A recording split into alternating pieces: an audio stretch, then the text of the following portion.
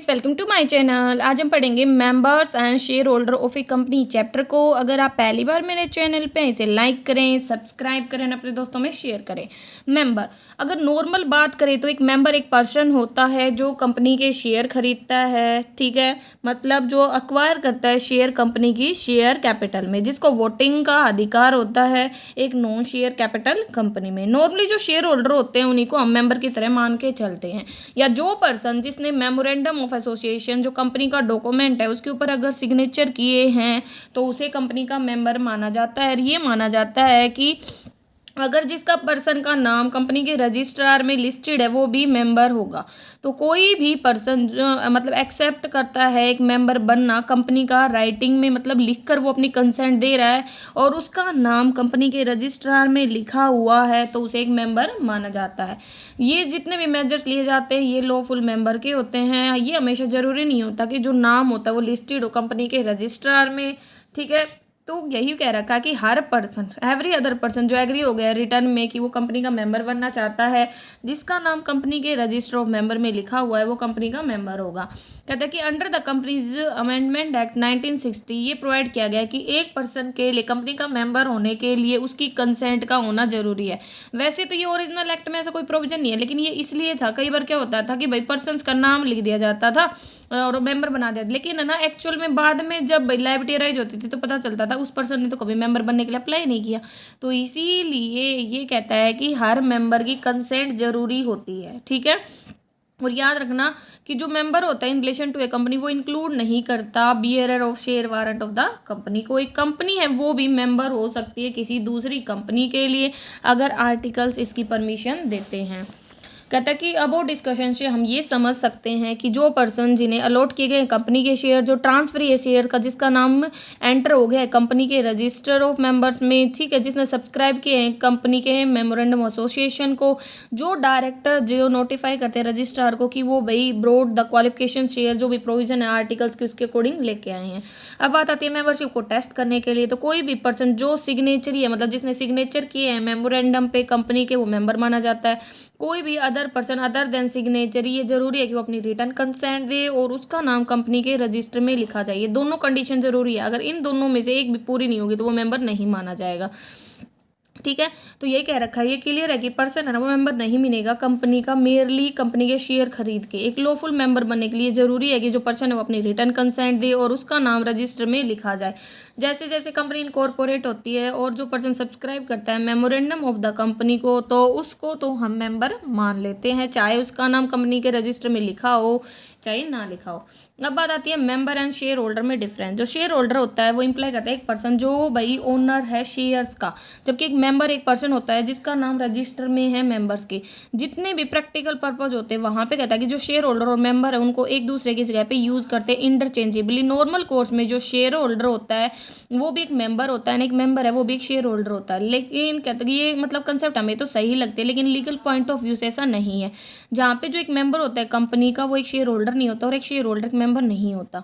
तो देखो एग्जांपल के लिए जो लीगल रिप्रेजेंटेटिव है डिकीज शेयर होल्डर का, वो एक मेंबर है लेकिन वो शेयर होल्डर नहीं, मतलब क्योंकि है ना वो शेयर होल्डर तो बन गया लेकिन है ना वो मेंबर नहीं बना है क्योंकि अभी भी डिकीज पर्सन का नाम रजिस्टर में चल रहा है, ठीक है। तो डिफरेंसेस क्या है? कंपनी विदाउट शेयर कैपिटल, जो एक लिमिटेड कंपनी है बिना शेयर कैपिटल के, और एक कंपनी जो लिमिटेड है गारंटी के द्वारा, उसके पास कोई शेयर होल्डर नहीं होते लेकिन इसके पास मेंबर होते हैं। तो वहाँ पे मेंबर का शेयर होल्डर बनने का तो कोई क्वेश्चन आता ही नहीं है।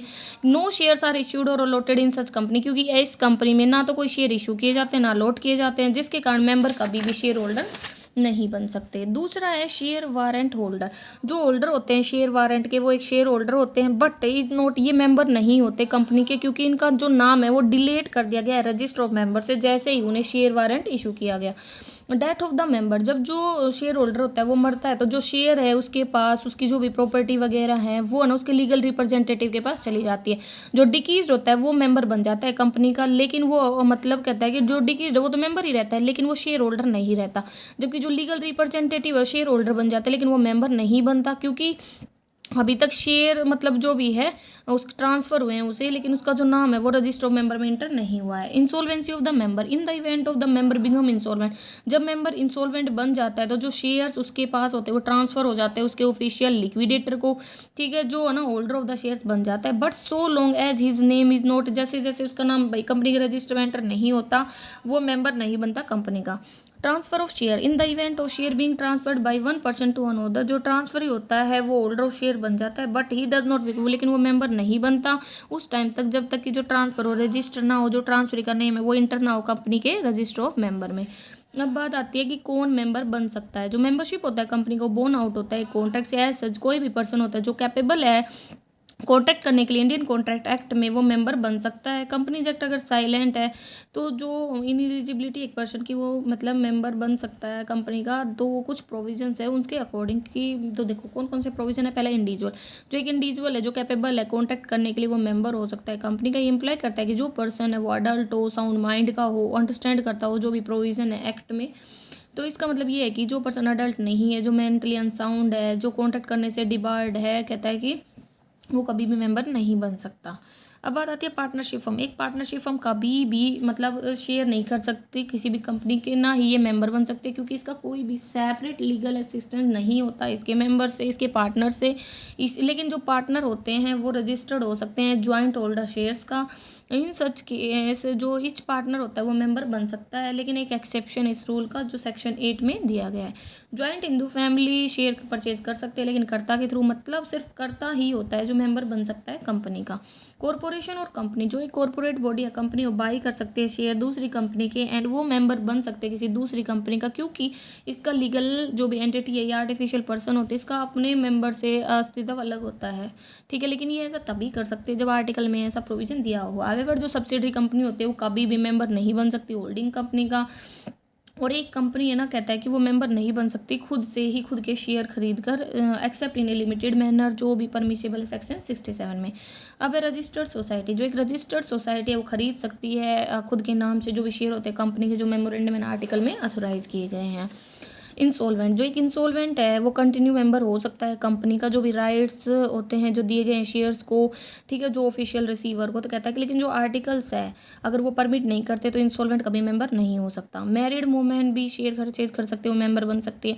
फॉरेनर, एक फॉरेनर या नॉन रेजिडेंट इंडियन है ना वो शेयर्स को ले सकता है इंडियन कंपनी में और मेंबर बन सकता है विद जनरल और special permission of the RBI. But अगर किसी देश के साथ भाई लड़ाई वगैरह हो जाती है तो फॉरेनर एक मतलब हमारा एलियन इनेमी हो गया, मतलब दुश्मन हो गया, तो वहाँ पे जो पावर ऑफ वोटिंग एंड जो राइट होती है रिसीव नोटिस, ये सस्पेंड हो जाते हैं हॉस्टिलिटीज़ के दौरान। Minor, under the Indian contract act जो माइनर है उसके पास मतलब इस प्रकार की कंपिटेंसी नहीं है, वो कैपेबल नहीं है कॉन्ट्रैक्ट करने के लिए, क्योंकि जो कॉन्ट्रैक्ट होता है अगर माइनर करेगा तो वॉइड होता है स्टार्टिंग से ही, क्योंकि जो माइनर होता है ना तो वो शेयर खरीद सकता ना ही वो मेंबर बन सकता। लेकिन अगर लाफुल गार्जियन है माइनर के पास तो वो शेयर खरीद सकता है माइनर की बिहाफ पर, तो गार्जियन लाइबल होगा मेंबर ऑफ द कंपनी के रूप में, ना कि minor.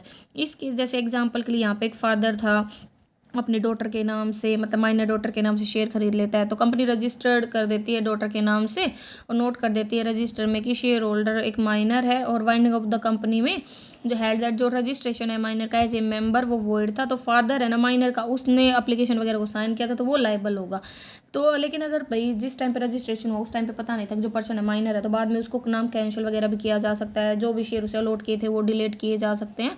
Minor on becoming an adult, वो ना अपनी मेंबरशिप को ख़त्म भी कर सकता है और कंपनी है ना वो रिजेक्ट नहीं कर सकते ऐसे रिनाउंसिएशन को, अगर जो माइनर है उसने रॉन्ग इन्फॉर्मेशन दी थी जब वो माइनर था, ठीक है। तो यही है, मेजर बनने के बाद भाई वो डिविडेंड वगैरह रिसीव कर सकता है, जो भी शेयर उसके पास थे डिलिबरेटली एक्ट करेगा वो as a member and dividend वगैरह रिसीव करेगा। तो एक कंपनी है ना मना भी कर सकते हैं रजिस्टर करने के लिए, ट्रांसफर करने के लिए party paid up share minor को एंड इंटर कर सकते हैं उसका नाम in the register of the member. तो कंपनी रिफ्यूज कर सकते हैं एक्सेप्ट करने के लिए माइनर को एज ए मेंबर, क्योंकि इट कांट इन्फोर्स, माइनर को भैया पेमेंट करने के लिए लाइबल नहीं ठहरा सकती, कोई भी कॉल वगैरह उसके लिए बाध्य नहीं ठहरा सकती, ठीक है। तो ये सब इसमें बताया गया है।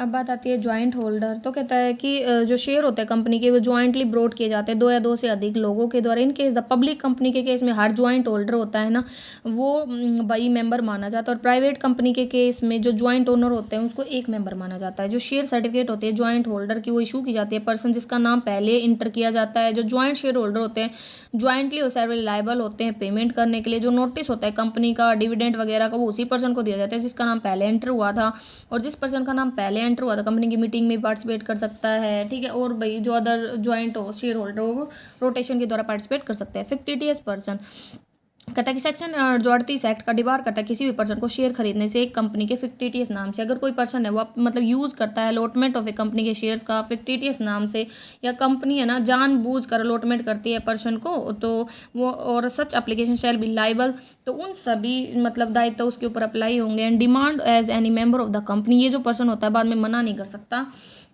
ठीक है, मॉर्गेज ऑफ द शेयर्स, कोई भी पर्सन है ठीक है जो लोन दे देता against the mortgage of the share वो एक्सेप्ट किया जाएगा as a member provided he mortgage the share on the condition that की जो शेयर है ट्रांसफर होंगे कंपनी के नॉमिनी को पेमेंट ऑफ द लोन पे। पैलेसिंग ऑफ शेयर्स, अगर जो कंपनी है वो अपने शेयर्स दे देते एक पर्सन को शो दैट ताकि वो भाई आगे बेच पाए। ये जो पर्सन होता है इसे मतलब होल्डर मानेंगे शेयर्स का। ये इंपॉर्टेंट है यहाँ पे ध्यान रखना कि कोई भी पर्सन जो होल्ड करता है शेयर्स को कंपनी के with the sole purpose of selling the shares उसको कहता है कि हम मेंबर नहीं मान सकते कंपनी का।